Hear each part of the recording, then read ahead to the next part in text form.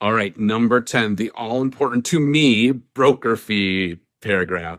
Yeah, I make a joke of this because this is how we get paid, obviously, which is important to me. But the broker fee paragraph has completely changed. The lawsuit a year ago really just adjusted how this works. And so the broker fee really is a contract between us of what you're willing to pay me to list your home to put it on the market now, how long you're willing to do that for.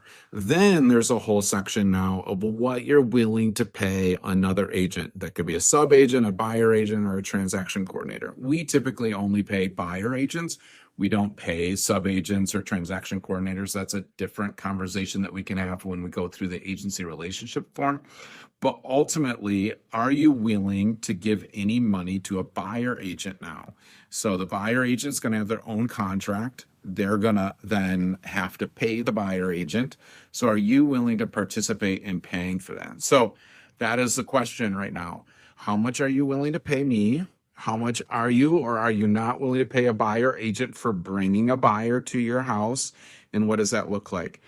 Half of our deals right now, it seems like our sellers are saying, nope, I'm not going to pay unless I get a really great offer. Then I might be willing to pay.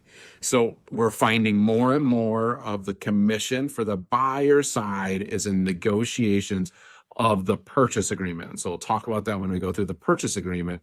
But a lot of folks are not offering anymore buyer agent comp in the actual agreement. So just something to consider when we're doing the listing appointment with you and going through your cost. We do add it as a line item in your closing statement, so you're not surprised.